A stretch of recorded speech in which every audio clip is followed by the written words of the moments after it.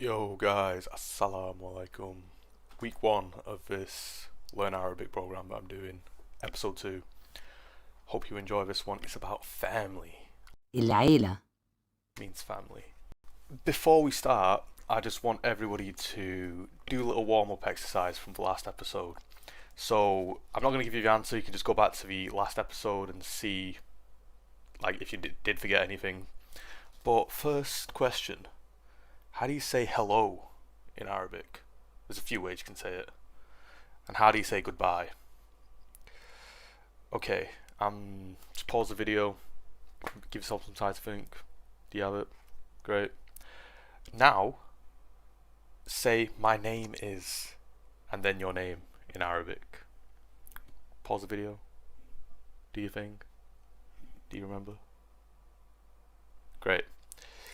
And then how do we say pleased to meet you in Arabic?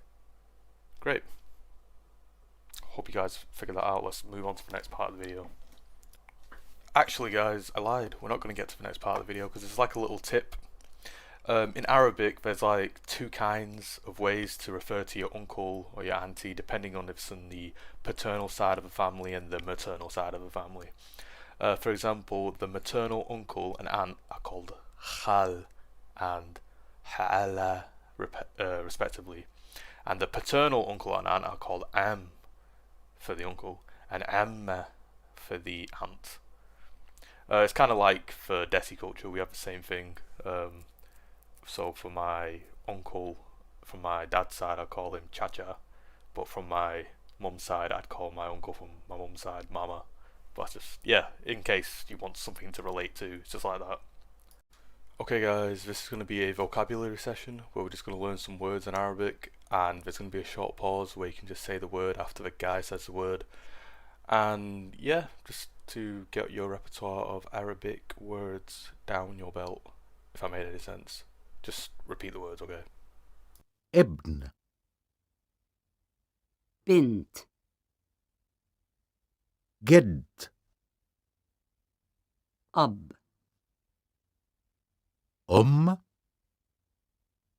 gidda, زوجة zohg, أخ Ukht, أولاد أنا عندي 4 أولاد. أنا عندي ولد و3 بنات. أنا متجوز. أنا متجوزة.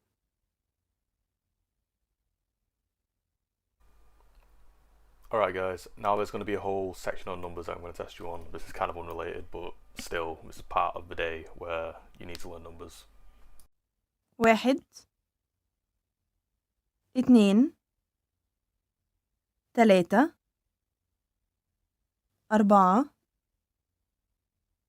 5 6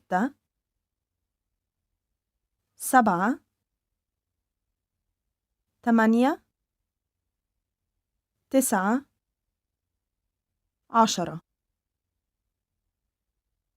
Okay guys, so the whole point of learning that vocab is to actually see if you remembered it. So I'm going to go through the pictures, going to put the English on there, and I just want you to translate what you think the Arabic translation is.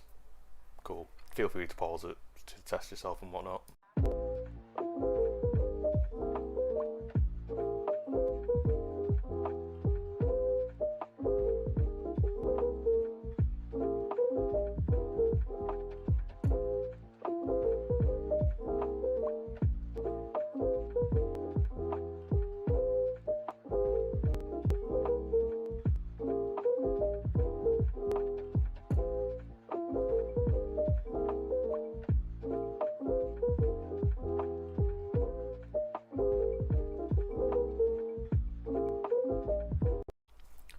Okay, so let's see how you do with numbers. What's the number 5? 3, 1, 2, 4, 8, 6, 7, 9, 10.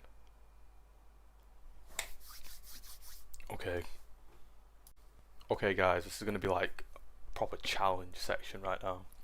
So after I say what you need to say, just pause the video and try and say it. And you'll need to reference to the slides where I was like, I have 4 children, I have a boy and 3 girls, and try and work around those two and, you know, piece it together if you can, if you need to look back, that is. So I'm just going to give you guys some tips that would be really helpful before you undertake this challenge. So Arabic plurals need to be learned individually.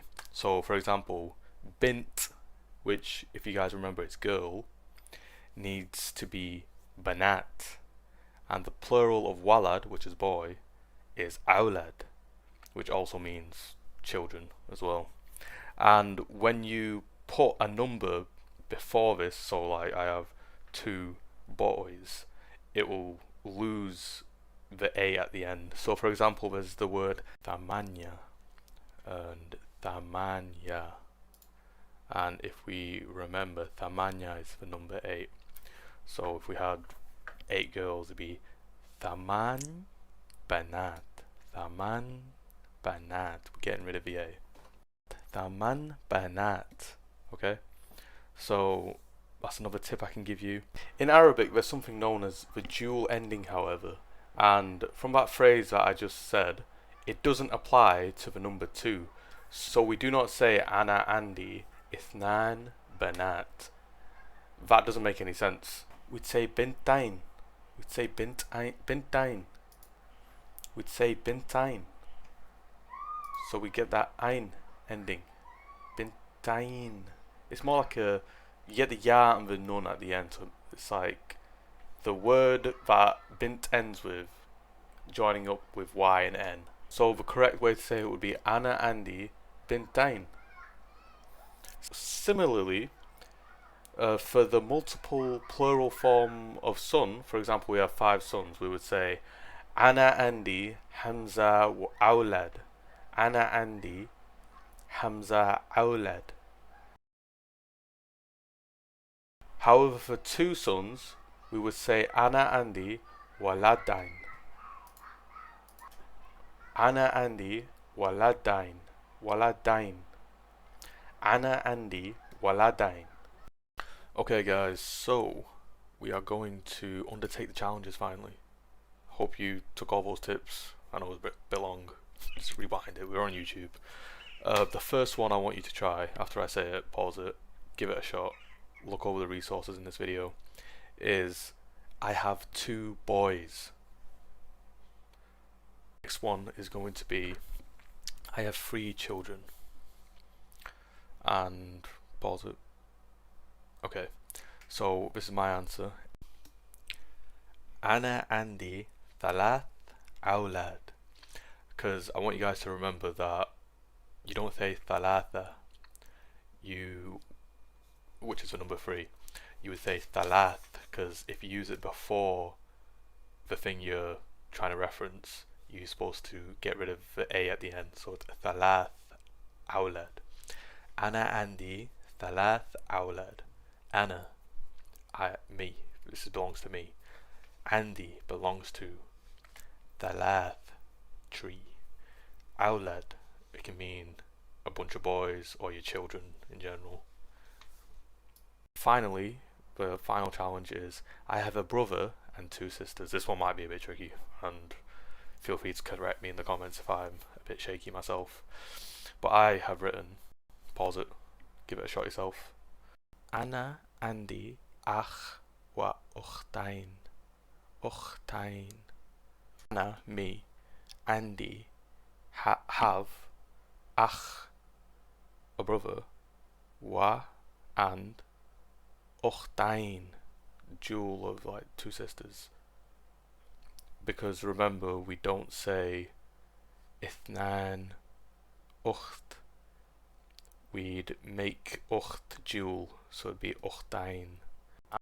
Just wanted to end on one more tip, that the word a at the end of like Arabic words is like typically female. If you read it, it's like the ha, or ha has a little t at the end, you know, at the top for two dots.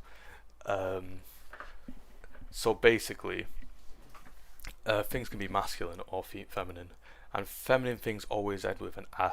For example, kursi is masculine, kursi, which is your chair. But ahwa, coffee, is feminine because it ends in a. Ahwa. And there's an example in here, like the grandmother. جدة. Grandmother is gidda in MSA, or gidda in the Egyptian. You see how it ends with the a.